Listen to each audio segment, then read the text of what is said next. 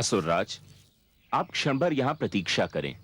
मैं महारानी कयाधु को आपके आने की सूचना दे दूं।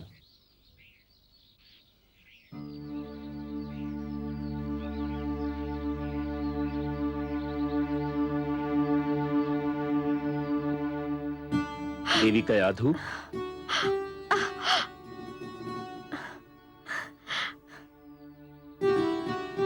आप आ गए देवर्षि। मैं अकेली कब से घबरा रही थी। देवी कयाधु, अब न तो आप अकेली रहेंगी और न ही आपको घबराहट होगी, क्योंकि मैं अपने साथ आपके अकेलेपन और घबराहट दूर करने की सामग्री लाया हूं। क्या? मैं आपके पति असुरराज हिरण्यकश्यपु को अपने साथ लाया हूं। असुरराज,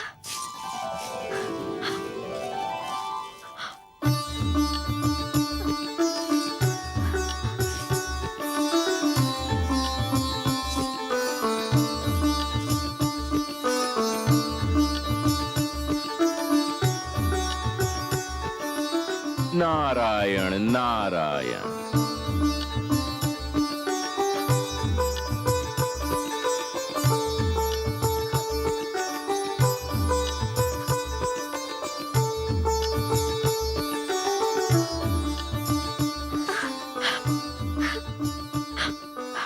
महारानी, कैसी हो? देवर्षि की कृपा से मैं बिल्कुल ठीक हूँ महाराज। उन्होंने मुझे देवराज से छुड़ाकर यहाँ आश्रय दिया और मेरी ऐसी देखभाल की जो राजभवन में भी संभव नहीं थी। महारानी, देवराज इंद्र को अपने किए का फल मिल चुका है, किंतु देवर्षि नारद के उपकार को चुकाना मेरे लिए कभी संभव नहीं होगा। उन्होंने आपको और मेरी होने वाली संतान को बचाकर मुझे जीवन भर अपना आभारी बना लिया है, किंतु अब आपको चिंता नहीं करनी चाहिए। चलिए राजभवन चलते हैं, हमारी संतान वहीं जन्म लेगी। महारानी। नहीं महाराज। क्यों? इस कुटिया में मुझे वह आनंद और स्नेह मिला है जो मुझे राजभवन में भी नहीं मिल सकता। यहाँ मैंने एक ऐसी सुरक्षा का अनुभव किया है जो मैंने अपने जीवन में कभी नहीं पाई। हे महाराज, मेरी इच्छा है कि मेरी संतान का जन्म यही हो।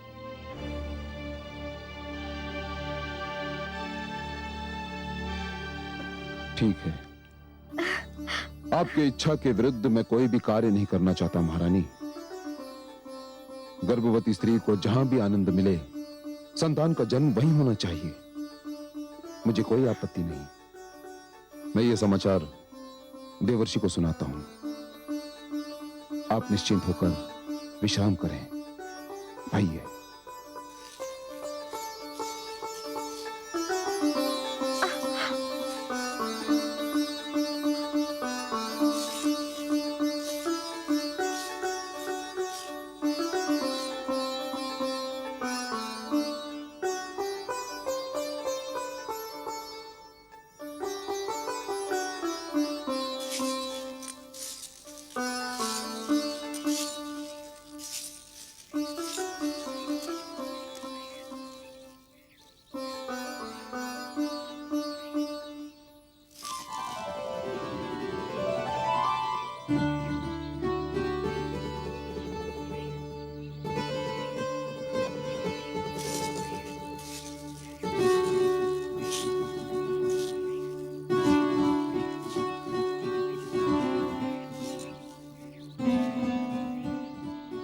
मुझे विष्णु और उसके भक्तों से अपार घृणा है। मैं ये भी जानता हूं कि आप इस सृष्टि में विष्णु के महानतम भक्त हैं, और मैं चाहते हुए भी आपसे घृणा नहीं कर पाता। आपने महारानी की रक्षा करके। बस बस असुरराज, और कुछ कहने की आवश्यकता नहीं है। आप इस बात को इतनी बार कह चुके हैं कि मुझे तो कंठस्थ हो गई है। देवर्षि, महारानी कयादू ने पुत्र के जन्म तक आपके आश्रम में रहने की इच्छा व्यक्त की है और मैं उनकी इच्छा के विरुद्ध उन्हें यहां से ले जाना नहीं चाहता। नारायण नारायण, बड़ा शुभ विचार है। यदि महारानी कयादू को मेरी कुटिया में सुख मिलता है तो ये तो मेरे लिए सौभाग्य की बात है असुरराज। आप चिंता न करें, मैं उनकी यथा योग्य सेवा करूंगा। मेरी कुटिया में बीतने वाला हर दिन आपकी आने वाली संतान का हर संकट दूर करेगा। तो फिर मुझे जाने की अनुमति दीजिए देवर्षि।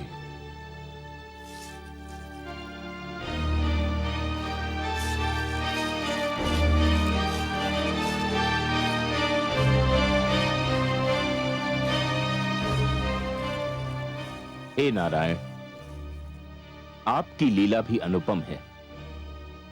आपसे घृणा करने वाले को पता ही नहीं कि उसके अपने घर में आपका सबसे महान प्रेमी जन्म लेने वाला है। नारायण नारायण। भगवान हिरण्यकशिपु की, भगवान हिरण्यकशिपु की, भगवान हिरण्यकशिपु की, भगवान हिरण्यकशिपु की, भगवान हिरण्यकशिपु की, भगवान हिरण्यकशिपु की, भगवान हिरण्यकशिपु की, भगवान हिरण्यकशिपु की।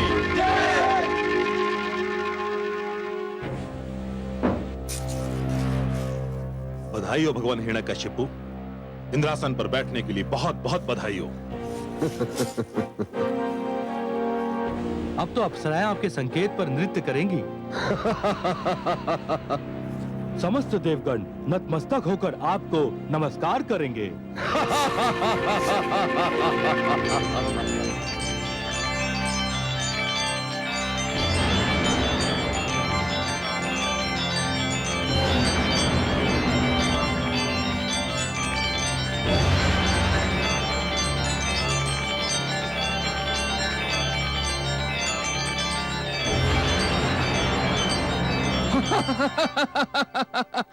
हाँ, मैं स्वरभानु हूं। विष्णु ने मेरा सिर धड़ से अलग कर दिया था, पर वो मुझे मार नहीं सका क्योंकि मैं अमृत पान कर चुका था। मेरा कटा हुआ सिर राहु बनकर और कटा हुआ धड़ केतु बनकर आज भी जीवित है और सदैव जीवित रहेगा। मेरी सभा में तुम्हारा स्वागत है स्वरभानु। धन्यवाद भगवान हिरण्यकशिपु, आपको कोटि कोटि धन्यवाद और कोटि कोटि बधाई भी। देवराज की तो वैसे कई बार पराजय हुई, पर उसकी जो पराजय आपके हाथों हुई है वो अपना कोई उदाहरण नहीं रखती है। ऐसी करारी पराजय तो दानवराज काल केतु भी उसे नहीं दे पाए थे। अब विलंब क्यों कर रहे हैं? विजय समारोह आरंभ कीजिए। इंद्रलोक की सुंदर अप्सराओं से कहिए आपके सामने बधाई नृत्य प्रस्तुत करें। आज तो हर्ष का दिन है, उल्लास का दिन है। हाँ, अप्सराओं को सभागार में लाया जाए।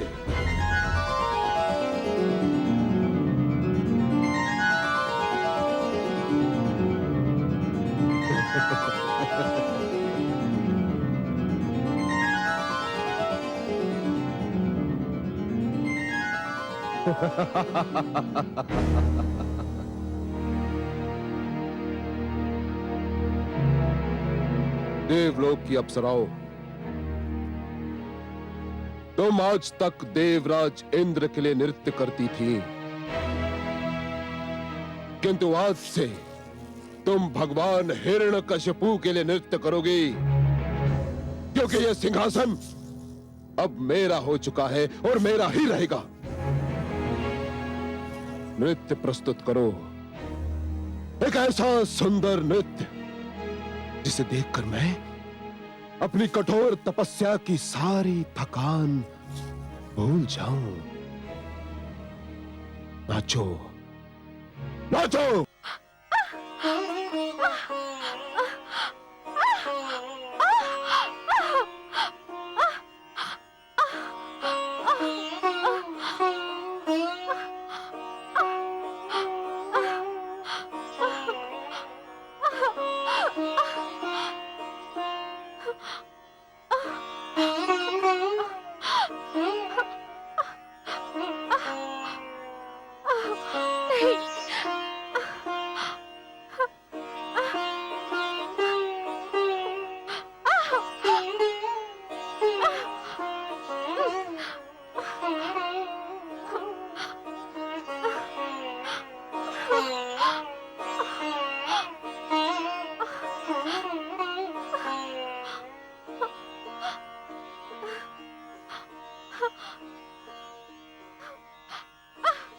हे लक्ष्मी नारायण, मैंने कयाधु को अपनी पुत्री मानकर यथाशक्ति उसकी सेवा की है, किंतु अब वह जिस अवस्था में है, उस अवस्था में कोई भी पुरुष, चाहे वह उसका पिता ही क्यों न हो, उसके पास नहीं रह सकता। हे सर्वेश्वर, मुझे आपकी सहायता चाहिए। अब केवल आप ही मेरी सहायता कर सकते हैं सर्वेश्वर।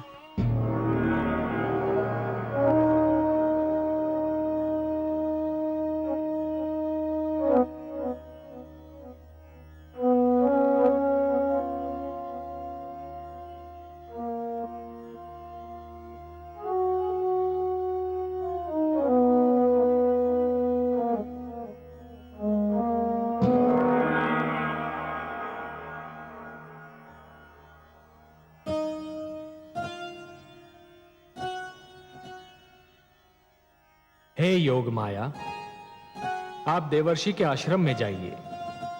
महारानी कयाधु प्रसव पीड़ा की अवस्था में आ गई हैं। उनकी देखभाल का कार्यभार मैं आपको सौंपता हूं। जो आज्ञा त्रिलोकीनाथ।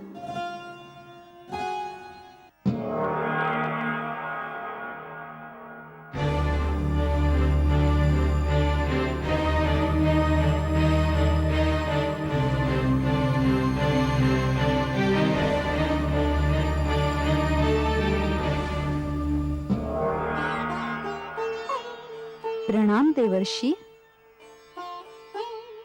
धन्य है देवी कि आप आ गईं। मेरे तो हाथ पांव फूल गए थे।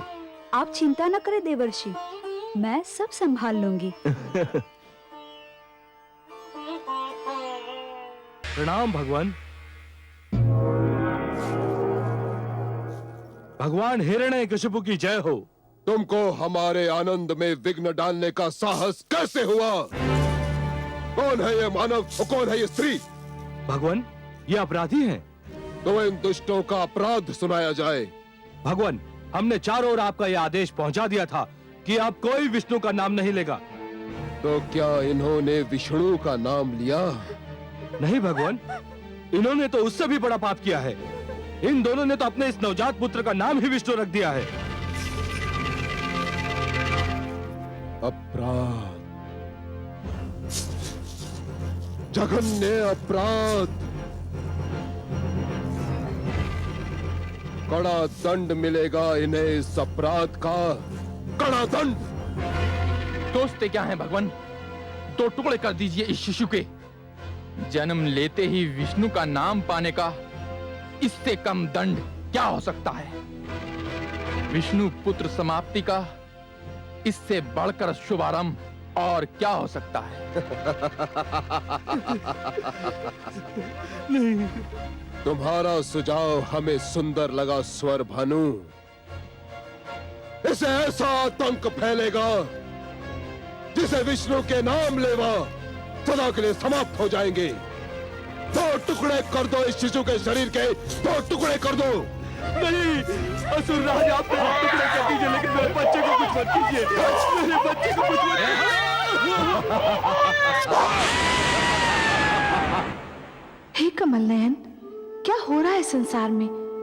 शक्ति और सत्ता पाकर रक्त की प्यास इतनी क्यों बढ़ जाती है? अहंकार बुद्धि को कैसे भ्रष्ट कर देता है? निष्ठुरता मन में कैसे वास कर लेती है? देखिए ना, हिरण्यकशिपु ने एक छोटे से बालक के निर्दयता से केवल इसलिए टुकड़े टुकड़े कर दिए कि उसका नाम आपके नाम जैसा था। क्या किसी का नाम भी उसके वध का कारण बन सकता है? निस्संदेह ये क्रूरता है महादेवी, निस्संदेह ये क्रूरता है। ये केवल मानव पुत्र का नहीं, वरन सभ्यता का वध है। पर हे महादेवी, स्मरण रखिए, जान लीजिए कि निर्दयता पतन का पहला चरण होती है और हिरण्यकशिपु अपने पतन की ओर बढ़ रहा है। जिस प्रकार दीपक की लौ बुझने से पहले भड़कती है, उसी प्रकार क्रूरता भी पतन से पहले पूरी शक्ति से उभर आती है। पर हे पद्मनाभ, कैसे होगा दुष्ट हिरण्यकशिपु का विनाश? उसने तो निर्ममता की सीमा लांघ ली है। हे महादेवी, जो सीमा लांघता है उसे तो यह ज्ञान ही नहीं होता कि सीमा के आगे कोई मार्ग ही नहीं है। निष्ठुरता की सीमा के आगे केवल पतन का द्वार खुला होता है। पर हे कमल नयन, अब कब होगा उसका पतन और कैसे होगा? महादेवी, हिरण्यकशिपु की क्रूरता उसके विरुद्ध घृणा की ज्वाला भड़काएगी। उसके अत्याचार मानव को उसके विरुद्ध एक होकर खड़ा होने पर विवश कर देंगे। रक्त की ये धारा केवल धरती को ही नहीं, स्वयं उसके घर को भी डुबो देगी। हे महादेवी, वो मूर्ख क्या जाने कि उसकी मृत्यु की सामग्री तो राजभवन में आ चुकी है। जिस पुत्र प्रहलाद को वो मेरा सबसे महान शत्रु बनाना चाहता है, वही प्रहलाद उसके अहंकार का सर्वनाश कर देगा।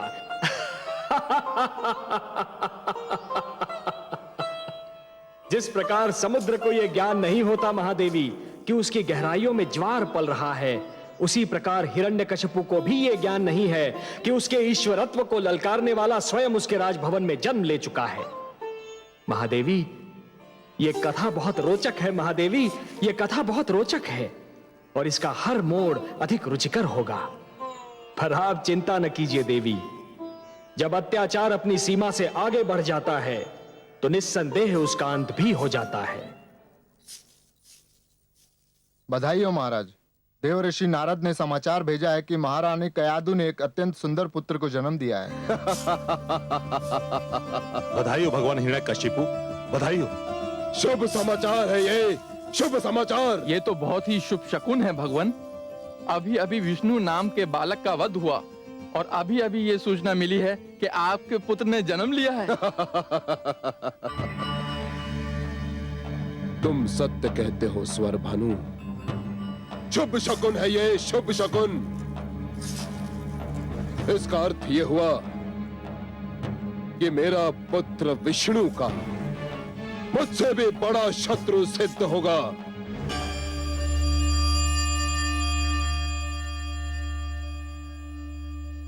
हे कमल नयन, अंधेरी रात्रि को उजाले का संदेश देने वाली सूर्य किरण सी आपकी मुस्कान, ये पतझड़ के अंत और वसंत ऋतु के आगमन की घोषणा करने वाले सुगंधित समीर की भांति आपकी मधुर मुस्कान खुला संकेत कर रही है कि सृष्टि में अवश्य कोई ऐसी घटना घटी है जिसने आपके मन को प्रसन्न कर दिया है। अहो महादेवी, अहो, हमारा कोई ऐसा संकेत नहीं जिसका भेद आप जान न पाए। हाँ देवी, एक बहुत सुंदर, एक बहुत अनुपम घटना घटी है। वो बालक जिसकी रक्षा के लिए आप चिंतित थीं, वो बालक जो एक नया इतिहास रचने वाला है, जन्म ले चुका है। कयाधु मां बन चुकी है। मैं अत्यंत प्रसन्न हूँ। मेरी कामना है कि कयाधु का ये पुत्र अत्यंत भाग्यशाली हो। वो भाग्यशाली होगा महादेवी, अत्यंत भाग्यशाली होगा। जिस प्रकार ध्रुव अपने दृढ़ निश्चय का इतिहास रच गया, उसी प्रकार ये बालक भी अपने दृढ़ विश्वास का इतिहास रचेगा। जिसे जन्म लेते ही देवर्षि नारद जैसे महान मार्गदर्शक की गोद मिल जाए, उसने तो नेत्र खोलते ही अपना मार्ग भी देख लिया और अपना लक्ष्य भी।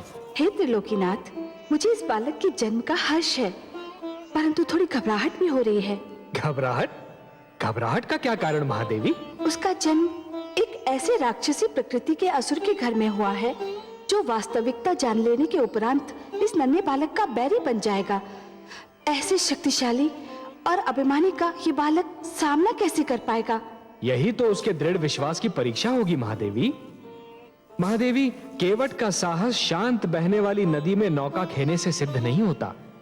वो तो तब सिद्ध होता है जब केवट बिफरी हुई नदी के मझधार से नौका को सुरक्षित निकाल कर ले जाता है। एक दिए की क्षमता शांत वातावरण में जलते रहने से सिद्ध नहीं होती। वो तो तब सिद्ध होती है जब दिया अपनी लौ को आंधी में भी बुझने नहीं देता। उसी प्रकार इस बालक का दृढ़ विश्वास भी तभी सिद्ध होगा जब वो महान शक्तियों और प्रतिकूल वातावरण में भी जमा रहेगा। मैं तो मन से चाहती हूँ कि कयादू का ये पुत्र हर पग पर सफलता पाए। अब आपने उसे आशीर्वाद दे दिया है, तब तो उसका विश्वास दृढ़ होना ही है।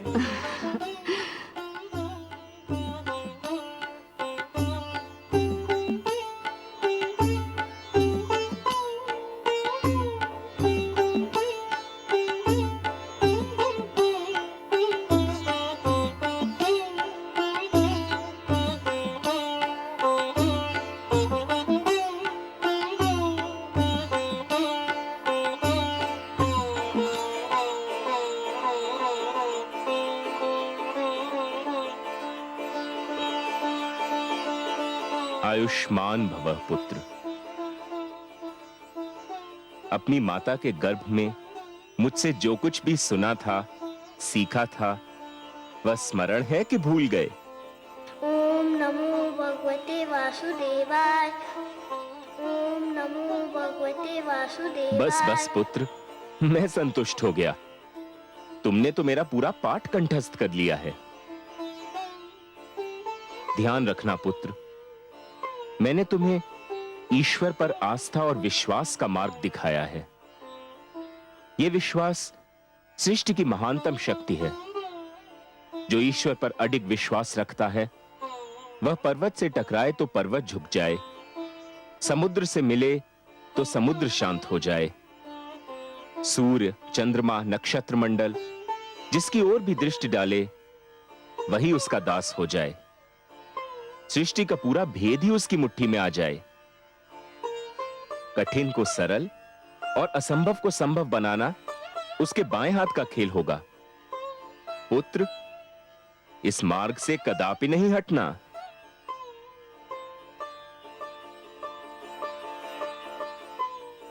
लीजिए देवी, इसे इसकी माता के पास पहुंचा दीजिए।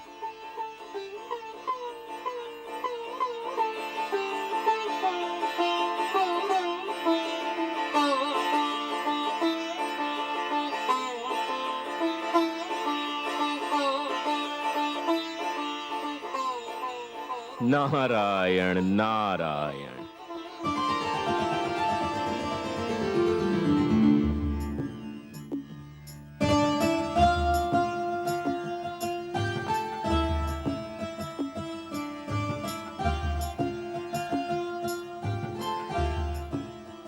देवर्षि, मेरा कार्य पूरा हो गया। मुझे विष्णुलोक लौटने की अनुमति दीजिए। मैं आपका बहुत आभारी हूं देवी कि आप आ गईं। आपने ऐसे समय पर मेरी सहायता की जब मेरी बुद्धि भी काम नहीं कर रही थी। आपको कोटि कोटि धन्यवाद।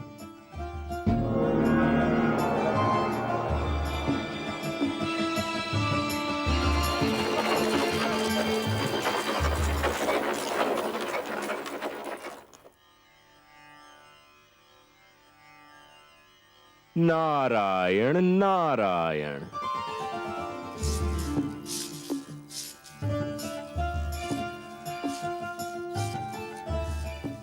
प्रणाम देवर्षि। जब से मैंने सुना है कि मेरे पुत्र का जन्म हुआ है, मैं उसे देखने के लिए व्याकुल हूं। कैसा है मेरा पुत्र? स्वयं चलकर देख लीजिए। आइए। चलिए देवर्षि।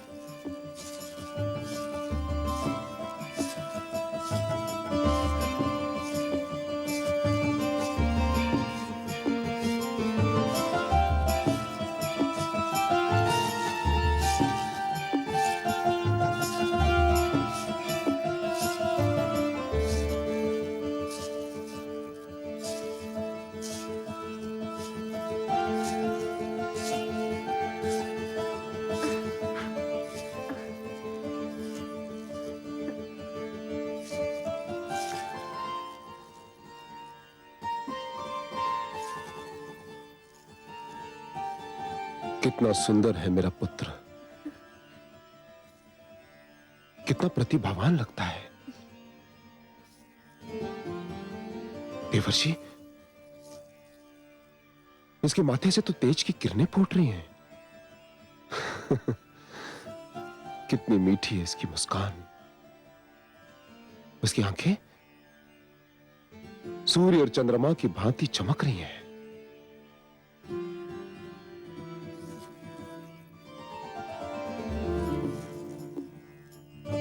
धन्यवाद महारानी। असुर वंश को इतना तेजस्वी पुत्र देने के लिए आपको कोटि कोटि धन्यवाद।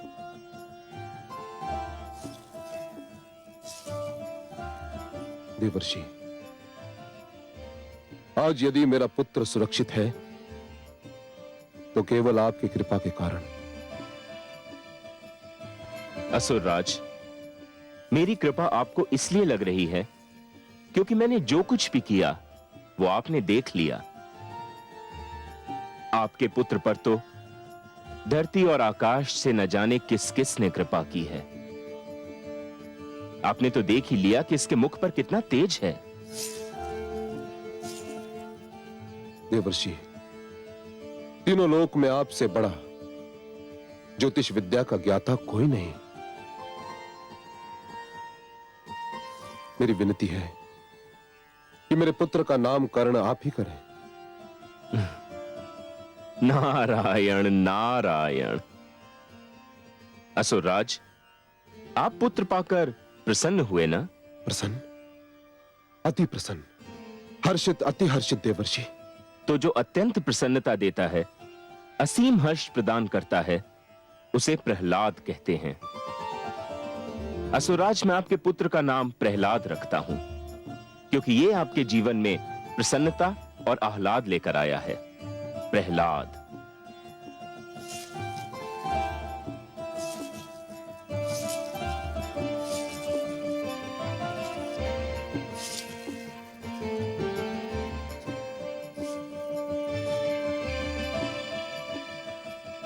देवर्षि,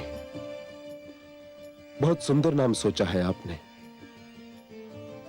प्रहलाद, पुत्र प्रहलाद। मेरा पुत्र प्रहलाद भगवान हिरण्यकशिपु का पुत्र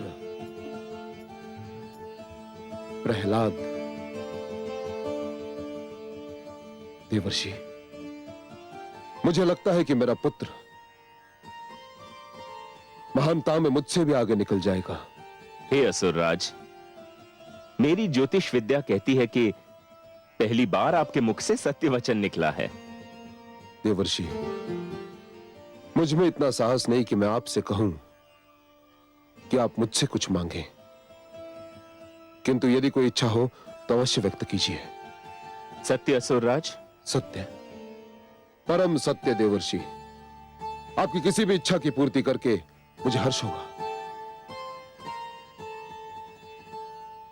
मुझ जैसे सन्यासी की न तो कोई इच्छा होती है और न आवश्यकता, किंतु असुरराज, पुत्री कयाधु इतने दिनों तक मेरी इस कुटिया में रही कि पहली बार मुझे पुत्री मोह का अनुभव हुआ, और फिर आपके पुत्र प्रहलाद ने जन्म लेकर मेरी इस कुटिया को अपनी मधुर किलकारियों से भर दिया। मेरी ये इच्छा है असुरराज कि ये दोनों कुछ और दिन मेरी ही कुटिया में रहें।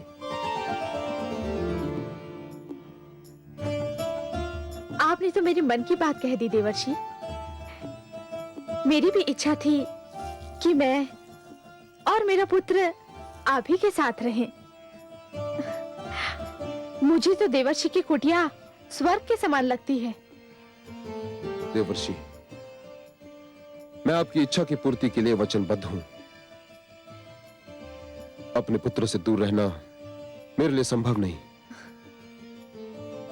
किंतु आपके उपकारों के आगे मैं नतमस्तक हूं। मैं पुत्र प्रहलाद और महारानी को यही छोड़ जाऊंगा, और आपको मुझे एक वचन देना होगा। कहिए असुरराज, क्या चाहते हैं आप? देवर्षि, मुझे विष्णु से घृणा है, अपार घृणा। और आप विष्णु भक्ति के लिए विख्यात हैं। मुझे वचन दीजिए कि आप मेरे पुत्र के सम्मुख विष्णु का नाम कभी नहीं लेंगे देवर्षि, कभी नहीं। मुझे वचन दीजिए। असुरराज, पुत्र कयाधु और दौहित्र प्रहलाद के लिए मैं कुछ भी त्याग कर सकता हूं। मैं आपको वचन देता हूं कि मैं सब कुछ कहूंगा, किंतु आपके पुत्र के सम्मुख विष्णु शब्द का उच्चारण नहीं करूंगा। सुंदर, अति सुंदर देवर्षि।